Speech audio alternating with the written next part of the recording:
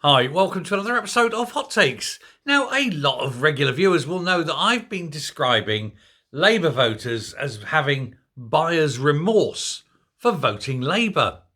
But it seems I'm not the only one. A lot of the newspapers, the press, are now also having this. Even the press outlets that are usually pro-Labour, very favourable to socialism, very favourable to the Labour Party, are starting now to question it. And to their surprise, I think, are kind of going, yay, we wanted Labour. Because back on July the 5th, they were saying, hey, a new dawn for Britain. Look at this marvellous new opportunity. Blah, blah, blah, the blah, blah, blah. All the old rubbish you've heard before. Well, now, here we are, sort of 11 weeks later, and it is not going quite as well as they thought. In fact, it's disastrous. And they are all now talking about buyer's remorse.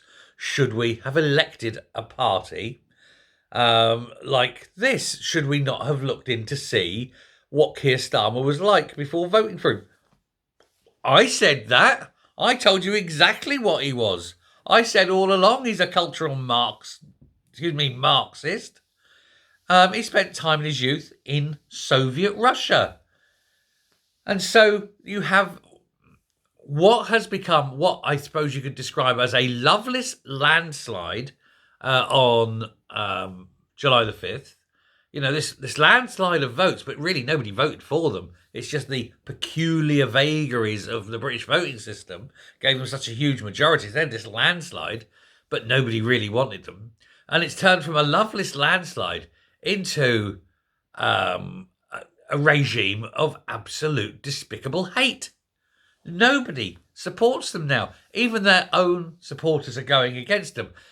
And it's hardly surprising. The two-child cap, the removal of the winter fuel allowance, the increasing taxes, the cutting of services, the destruction of pubs are going to die. With the smoking ban in pub gardens, and add to that misery an increase in alcohol duty likely to come through as well.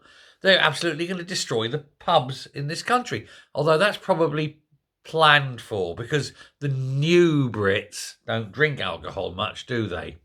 So it's probably part of the plan. But now, like I say, all these pro-Labour newspapers and media outlets and that are all starting to question it, and they're all starting to turn. And we know that the polling for the Labour Party in general, and for Starmer in particular, are through the toilet. And it's absolutely no surprise. But then he surrounds himself with the most awful people, like Sue Gray, like Rachel Reeves, like McSweeney. And then he promotes people like Jess Phillips. And you've got the Ginger Growler, over which he's got no control, but at least he's trying to push her out by giving her the shittiest jobs. But that's going to backfire, because she's now building a very strong power base against him. You know, and the man is unbelievably bad and totally unrelatable.